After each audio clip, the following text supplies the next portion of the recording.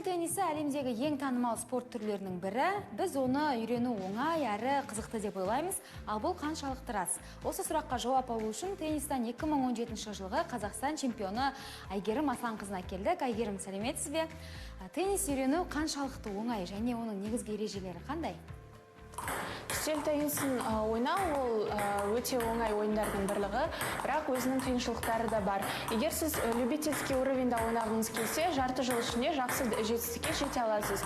Оның ең басты қағидаларының бірі ол ракетканы дұрыс ұстау, яғни біздің саусағымыз ровно тұру қажет. Және де ойнаған кезде 3 партиядан 11 очкодан по 2 подачи беріп ойнаймыз. Осы қағидалардың өзі жеткілікті.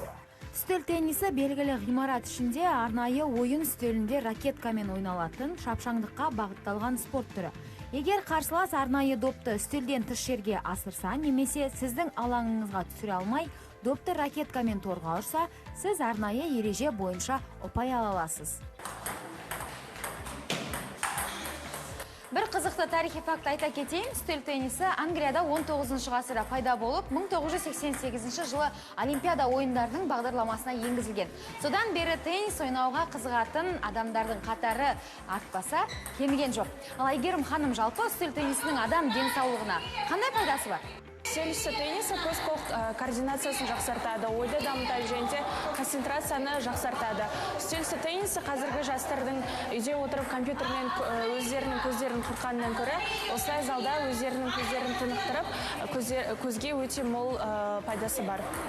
Ал кәсіби түрде айналысу үшін қанша жастан бастау керек? Әрине, кәсіби түрде айналысу үшін кішкентай кезден бастаған дұрыс қой. Ең кіші оқушы 6-7 жастан бастап дайындалады. Кішкентай жастан бастап дайындалған оқушы өзінің прогрессі жақсы болады уақыт өте келе. Дәл қазір міне бізде жасөспірімдер дайындалып жатыр, сіздерде күнде дайындық бола ма? Бізде аптасына 3 рет, яғни өздерінің расписаниесі бойынша, бірақ аптасына 3 рет дайындалу оларға кәдімгідей жақсы нагрузка, яғни өздерінің күнделікті ағзаларына, денсаулығына пайдасы мол. Ал қазір жасөспірімдерден бөлек ересектер де көп келеді, иә?